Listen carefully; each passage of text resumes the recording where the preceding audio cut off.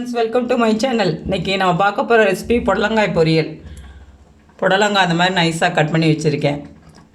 அதுக்கு தேவையான பொருள் வெங்காயம் கட் பண்ணியிருக்கேன், 4 பட்டை மிளகா, கொஞ்சோண்டு கருவேப்பிலை, அதுக்கு தாளிக்க கடலைப்பருப்பு, உளுந்து, கடுகு, ஜீரகம் எடுத்து வச்சுருக்கேன்.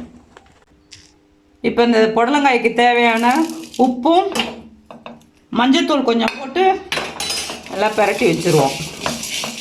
அந்த மாதிரி பிரட்டி ஒரு 5 நிமிஷம் அமுக்கி வச்சுருந்தோம்னா நல்லாயிருக்கும்.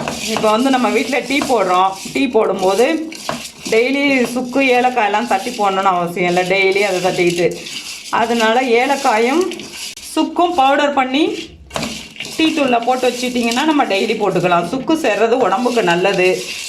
அதே மாதிரி ஏலக்காயும் நல்லா வாசமாக இருக்கும். அந்த மாதிரி டெய்லி நம்ம டீ போட்டு குடிக்கலாம்.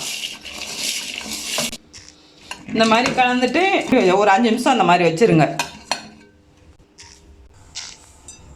இப்போ எண்ணெய் சூடாகிடுச்சு. ஒரு ஸ்பூன் கடுகு போட்டுக்கிறேன்.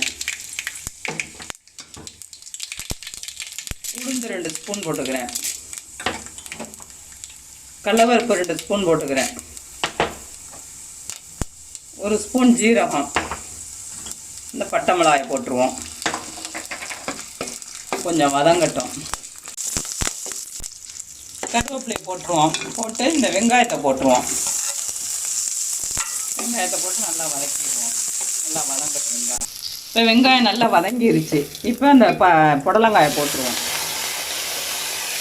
புடலங்காயை போட்டு நல்லா ஒரு 5 நிமிஷம் சிம்மிலே இருக்கட்டும். கொஞ்சம் கிண்டிட்டு சிம்மில் வச்சு மூடி வச்சுருவோம்.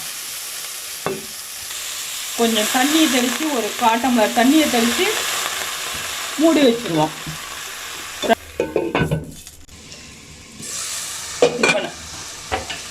இப்போ நல்லா வெந்துருச்சு. இதோட தேங்காய் பூ போட்டுருவோம். நான் தேங்காய் பவுடர் தான் போடுறேன். தேங்காய் பூ போட்டுக்கலாம். நான் பவுடர் தான் போடுறேன்.